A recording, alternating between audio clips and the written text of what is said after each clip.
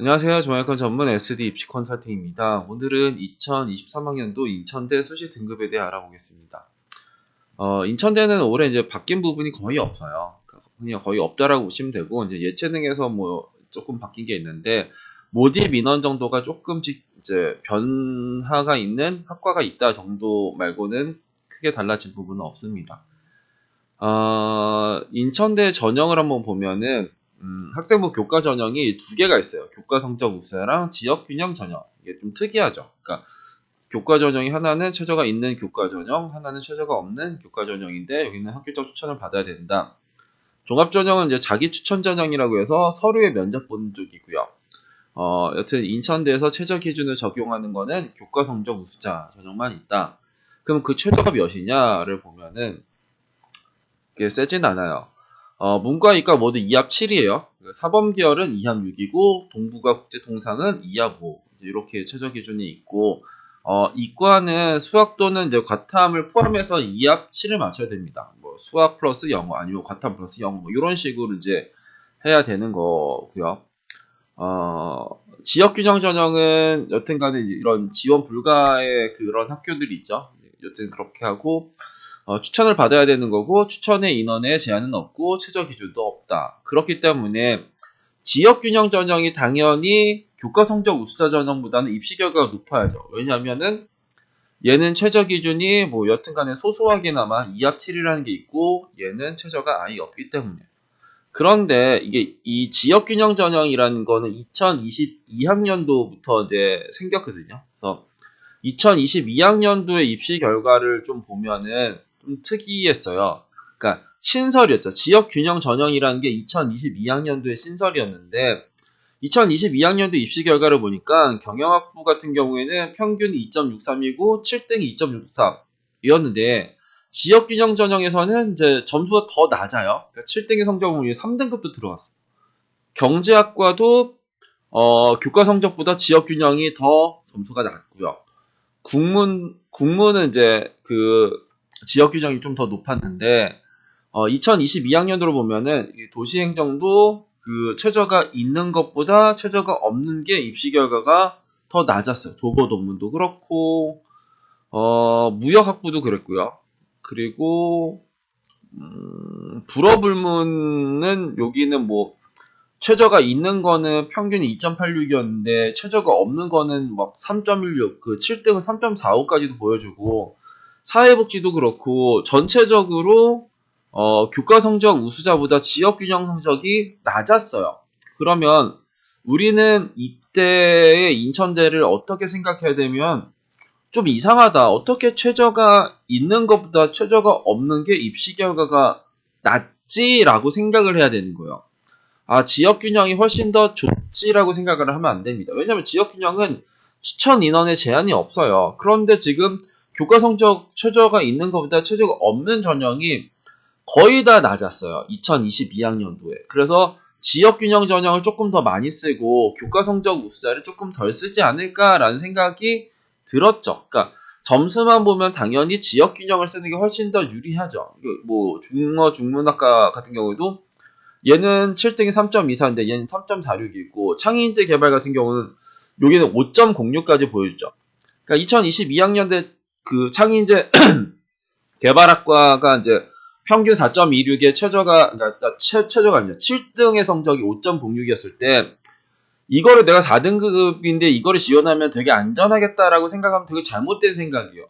요거는 되게 위험하다라고 생각을 해야 되는데 우리는 이 수치를 좀 해석하는 능력이 필요해요.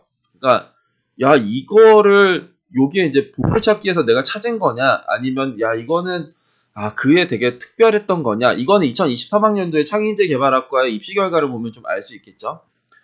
그러니까 여튼간에 2022학년도에는 지역균형 전형이 처음 신설되었고 그런데 최저가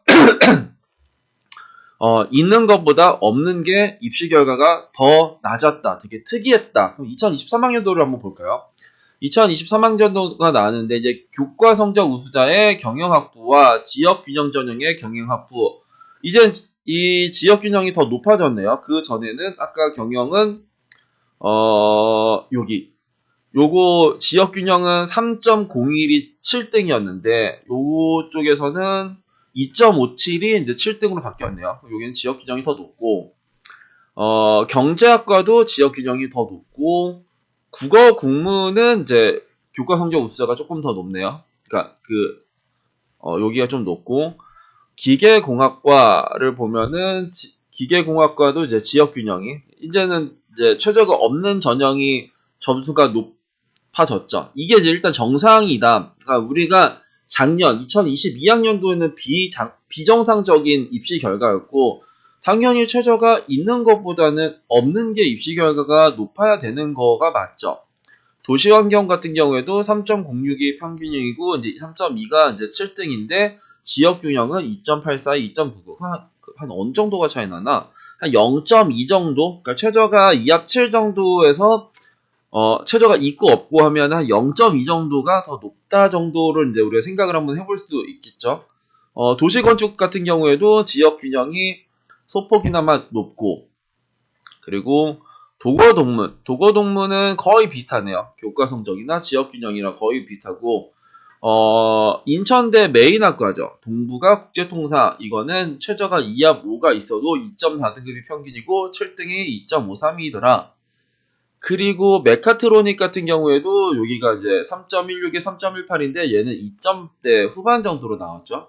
무역학부는 얼추 비슷하네요. 그리고 문헌정보학과는 특이하게 이제 이 지역균형, 그러니까 이 두 개를 봤을 때 최저가 있고 없고인데 없는 게 점수가 더 낮은 거는 그 다음에 조금 조심할 필요가 있어요. 그러면은 이 둘 중에서 나는 얘를 더 쓰고 싶은데 라고 생각이 들잖아요. 나 최저 기준 2합 7도 좀 부담스러운데 점수까지 조금 더 낮아? 그럼 난 문헌정보를 써야지 하는 학생들이 있을 거란 말이에요.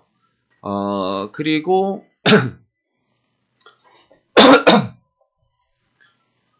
불문 같은 경우에도 여기는 3.37에 3.5. 아까 이제 불문은 어디 있었냐?